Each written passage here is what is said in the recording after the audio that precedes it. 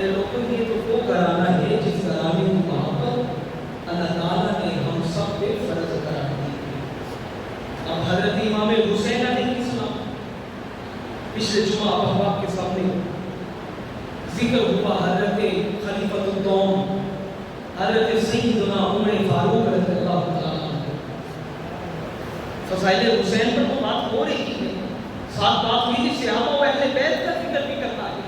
پتہ تو چلے کہ یہ گروہ الگ الگ نہیں تھے، ایک ہی گروہ ہے. ہمیں محبت اہل بیت بھی چاہیے، محبت صحابہ بھی چاہیے. جب تک ان دونوں کی محبت ہمارے دل میں ہوگی تبھی ہماری عبادتیں ہمیں نفع پہنچائے گی. کیونکہ رسول کریم علیہ السلام نے ارشاد فرمایا اگر کسی شخص کے دل میں میرے کسی صحابی کا ایک رائے کے ذرے کے برابر بھی دانے کے برابر بھی بغض ہوا وہ بندہ جنت میں داخل نہیں ہوگا. کیونکہ صحابہ میرے ستارے ہیں، میں چاند ہوں. جن لوگوں نے میرے صحابہ کے ساتھ محبت کی گویا انہوں نے مجھ سے محبت کی. جنہوں نے میرے صحابہ سے بغض رکھا انہوں نے مجھ سے بغض رکھا. جنہوں نے میرے صحابہ کے ساتھ دشمنی پالی انہوں نے میرے ساتھ دشمنی پالی. اور جنہوں نے میرے صحابہ کے ساتھ ناتا چھوڑا گویا انہوں نے میرے ساتھ ناتا چھوڑا. ان کا ذکر کر رہا ہوں جن کی شہادت حضرت محرم الحرام میں ہے. حضرت سیدنا عمر فاروق رضی اللہ تعالیٰ عنہ. آپ کی دور خلافت کی یہ بات کر رہا ہوں کہ آپ نے بیت المال میں سے جب لوگوں کے وظیفے مقرر کیے، وظائف مقرر کیے، تو حضرت فاروق اعظم رضی اللہ تعالیٰ عنہ نے حضرت امام حسن اور حضرت امام حسین علیہ السلام کو 1,000 درہم دے دیا. اب وہاں پہ آپ کے لگتے جگر حضرت عبداللہ بن عمر رضی اللہ تعالیٰ عنہ کی تشریف فرما ہے. صاحبزادے ہیں حضرت عمر فاروق اعظم رضی اللہ تعالیٰ عنہ کے. عرض کرنے لگے ابا جان میں ہی نوجوان، میں طاقتور، میں تو جنگوں میں شریک بھی ہوتا رہا ہوں، میں تو رسول کریم علیہ السلام کے سامنے تلوار لے کے ان کی نگہبانی کے لیے کھڑا رہتا تھا. اور یہ حسن اور حسین مدینے میں کھیلا کرتے تھے، ان کا بچپن ہوتا تھا. میں تو جنگوں میں بھی شامل ہوا ہوں. ابا جان آپ مجھے 500 درہم دے رہے ہیں جبکہ حضرت امام حسن امام حسین علیہ السلام نہ جنگ میں شریک ہوئے، نہ انہوں کی جنگ لڑی ہے، نہ بھی اتنے طاقتور تھے. آپ نے 1,000 درہم کیوں دیے ہیں؟ کئی کتب میں 1,000 درہم سے زائد درہم موجود ہیں، زیادہ رقم کا بھی لکھا ہوا ہے. حضرت فاروق اعظم رضی اللہ تعالیٰ عنہ کی اہل بیت کے اتحاد کے ساتھ محبت کا بھی عالم یہ دیکھیے گا. آپ فرمانے لگے اے میرے پیارے بیٹے جانتا میں بھی ہوں کہ تو میرا بیٹا بہادر، تو میرا بیٹا طاقتور جنگوں میں شریک ہوتا رہا ہے، ہاتھ میں تلوار لے کے رسول کریم علیہ السلام کی نگہبانی کرتا رہا ہے. لیکن یہ یاد رکھنا تیری برابری اہل بیت اتحاد رسول کریم علیہ السلام کے خانوادے کے ساتھ نہیں ملتی. کیونکہ یہ امام حسن امام حسین علیہ السلام رسول کریم علیہ السلام کے نواسے ہیں جو جنتی نوجوانوں کے سردار ہیں. اگر آج تجھے یہ مقام ملا ہے، اگر آج تیرے اس باپ کو یہ خلافت حکومت ملی ہے، اگر آج عمر کے سر پہ یہ امامہ سجا ہے، انہی کی نعمت کی بدولت سجا ہے، انہی کے قدموں کے صدقے سجا ہے. اگر تو یہ دیکھتا ہے کہ ان کے برابر وہ رقم لینا چاہتا ہے، ان کی برابری کرنا چاہتا ہے، تو سن لے جا چلا جا ان کے جیسا نانا محمد الرسول لینا، ان کی ماں جیسی فاطمہ لینا، ان کے بابا جیسا تو علی لے آ. ارے بیٹا تیری ان کے ساتھ برابری نہیں ہوتی. ان کا خاندان اعلیٰ ہو اعلیٰ ہے. یہ وہ خاندان ہے جن کی محبت اللہ نے ہم پہ فرض قرار دی ہے. انہی کی وجہ سے تو آج کے آپ کے بابا بھی اس مقام پہ تشریف فرما ہے. ارے لوگوں یہ واضح کرنا تھا کہ لوگوں صرف تم پر محبت اہل بیت فرض نہیں ہے بلکہ ہم صحابہ پر بھی. اور صحابی کا مقام بھلا کیا ہوتا ہے؟ صحابی وہ ہوتا ہے جس نے ایمان کی حالت میں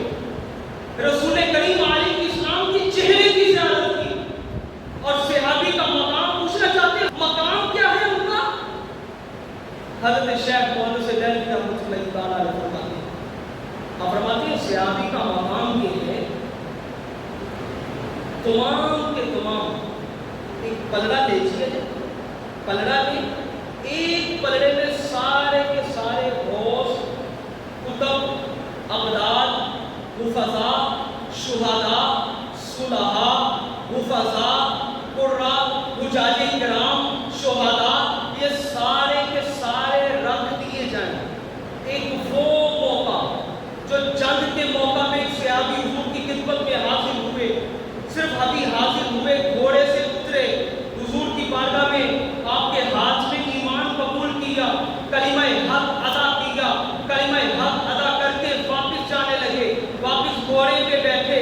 अभी रसूल करीम अलैहिस्सलाम की बारगाह में भी इतना वक्त नहीं गुजारा, अभी इतना उनकी सोहबत इख्तियार नहीं की, अभी उनके साथ इतना कलाम नहीं किया, अभी उनके साथ इतनी गुफ्तगू नहीं की। वो सहाबी कलिमा हक पढ़ के घोड़े पे बैठे वापस जाने लगे, फौरी गिरे, वहीं पे शहीद हो गए, वहीं पे उनकी रूह परवाज कर गई। उस सहाबी को एक पलड़े में रख दिया जाए तो तमाम गोर, कुतब, अबदाल, शुहदा, सुलहा, हुफज़ा, कुर्रा, इन सब का पलड़ा नीचे होगा, उस सहाबी का पलड़ा तब भी भारी होगा। भाई उनका पलड़ा हल्का होगा, सहाबी वाले पलड़ा जो है वो भारी होगा। ये सहाबी का मकाम होता है। और ये वो हजरत फारूक आज़म रज़ियल्लाहु ताला अन्हु जिनका जिक्र कर रहा हूँ, ये वो फारूक आज़म रज़ियल्लाहु ताला अन्हु हैं जिनके बारे में आपके और मेरे करीम आका लजपाल आका अलैहिस्सलाम ने इरशाद फरमाया, अगर मेरे बाद कोई नबी होता तो वो उमर होता। ये वो उमर है जिनके बारे में रसूल करीम अलैहिस्सलाम ने इरशाद फरमाया, जिस रास्ते से उमर गुजरता है वो रास्ता शैतान छोड़ जाता है।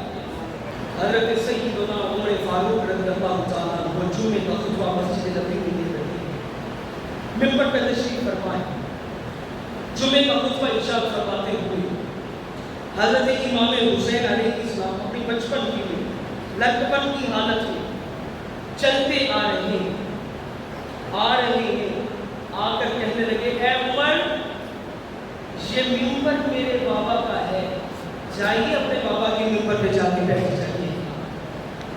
अरे लोगों देखो किस कदर मोहब्बत है। हजरत फारूक आज़म रज़ियल्लाहु ताला अन्हु ने वाक़या लोगों को सबक दे दिया, वक्त का सुल्तान क्यों ना हो, दौरे हुकूमत चलाने वाला क्यों ना हो, चाहे खलीफा तो हजरत फारूक आज़म मेरे जैसा क्यों ना हो, इस आग के सामने अपने आप को झुका देना। जब इस आग की बारी आ जाए, हजरत फारूक आज़म रज़ियल्लाहु ताला मुस्कुराए, मुस्कुरा के मिंबर से उतरे, मिंबर से उतर के अर्ज करने लगे, आका मेरे मौला, मेरा बाप बकरियां चराने वाला था, मेरे बाप का मिंबर तो नहीं। अगर आज ये फारूक आज़म, अगर आज ये उमर बिन खत्ताब रज़ियल्लाहु ताला अन्हु आज इस मिंबर पर बैठे हैं, इस मिंबर पर तशरीफ फरमा है, तो ये आप ही के नाना की बदौलत है। अगर आज मेरे सर पे इमामा सजा है, ये आप ही के नाना की बदौलत है। हुजूर मेरे बाबा का तो मिंबर नहीं, ये आप ही के बाबा का मिंबर है, आप ही के बाबा की इजाजत से बैठा। हजरत इमाम हुसैन अलैहिस्सलाम फरमाने लगे जा फिर चाचा जा, चले जाइएगा, मिंबर पे बैठ जाइएगा। आज मेरे नाना ने एक वक्त था जब आपको इस मिंबर पे बिठाया था,